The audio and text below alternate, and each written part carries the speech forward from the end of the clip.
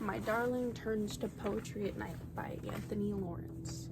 My initial thoughts when I hear this title, I think of a male speaker referring to his lover, his wife maybe, someone who is greatly devoted and old-fashioned, and I believe that throughout the poem he will describe his love for her, the way she acts, her simple traits, and the way the speaker views her in this loving way, and then how that affects him. The author's symbols throughout the poem are actually quite obviously stated because he uses this really cool integrated poetic language and literary devices throughout the poem, and using the actual words for it, making it both easier and more difficult to identify them. For example, he says, "Now finds form as a silent, startled flight of commas on her face. A breath, a word, my darling turns to poetry at night." Here he's saying that even though she could be, quiet, mundane, her face is very expressive, and the speaker is pointing out the familiarity between the two and how he knows her tells or even her mannerisms and how they have that close relationship together, and uses the quizzical comparison of the startled flight of commas, meaning something very jumbled, as compared to the expression on her face, showing that she's very confused or curious as to what's going to happen next. The speaker finishes by trying to reel the reader back with the classic ideals of lust and love, using a breath, a word, very, very expressive.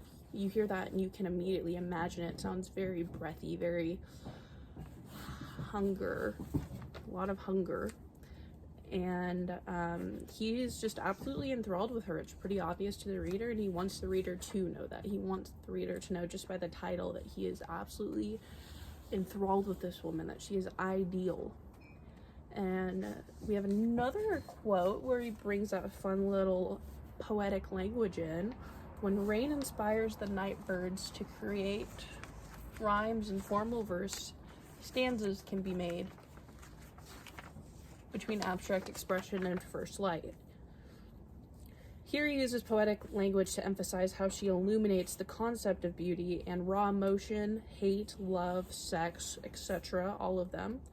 Rain inspiring the birds to sing, creating these tunes, formidable rhymes, and it represents happiness, a symbol for overcoming and finding the good in difficult situations, all while being indelibly referring to his poetic device.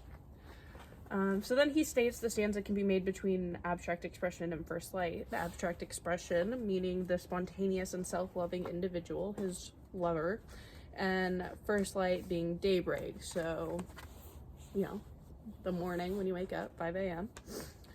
He's experiencing every part of her existence when she's at her most calm and serene. And I think that's really interesting to note throughout the entire poem. He's focusing on her traits as she's falling asleep, as she is at this most calm state where she is willing to lean into him, to feel that comfort and that security and that safety with him.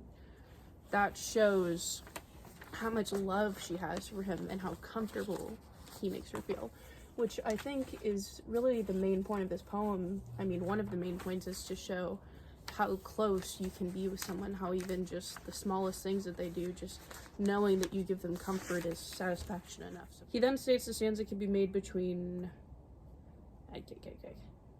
He then uses a quote, "Her heartbeat is a metaphor, a late bloom of red flowers that refuse to fade." He states that her heartbeat is a metaphor, and then literally states the metaphor while making the term metaphor part of the metaphor. It sounds very complex, and it is, but it's genius, really, if you think about it. Her heartbeat being compared to red flowers refusing to fade shows a sign of determination to keep an individual's spirit alive. You imagine the rose from Beast and Belle and the Beauty and the Beast, this ever-living rose that can never die, and he wants that to be her. That is her for him. That the way that Beast was attached to that rose is the same way he is attached to this woman. It is all-consuming. So when the shift takes place, the language is very specific. A bloom of red flowers that refuse to fade. From this point on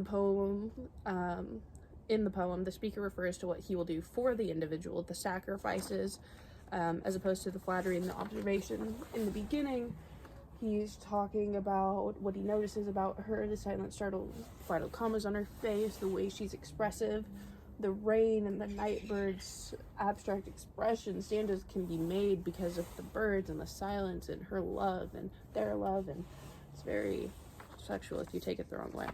But in the second part, the tone is different.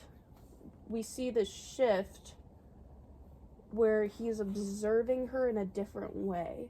Instead of acknowledging all of the good about her, all of the intriguing aspects that he enjoys so much, he's saying what he's doing for her. I watch her turn, I do not sleep. I wait for a sign that fear has died. He's waiting for her to be comfortable with him, for her to show that she's ready, she's happy, that she doesn't have these nightmares of a bad life before him, that it's all okay again. And maybe it's more of a pleading towards the end.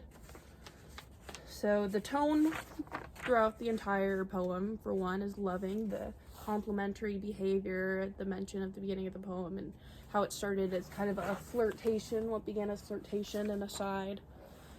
Kind of cues how we go into this whole journey about the way he experiences her and his perception of her throughout one night. The tone also appears to be very observatory, almost like he's looking at her through a window. Like he is experiencing being there in the same room with her while also seeing it from a completely different lens. My darling turned to poetry at night. I think now when I look back at this, the tone is him confessing. He's saying, the person whom I adore, the person who I love, I care deeply for, turns into something that can only be described as an art form because I don't know how else to express this love.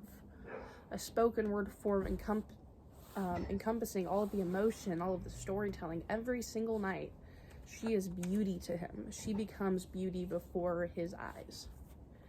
And the final theme that I think can be taken away from this poem is that loving someone is being a safe haven of comfort and security for them, and knowing infatuation is all-consuming, and when it comes to being obsessive observatory love, that you might just be willing or need to be willing to give in. Thank you.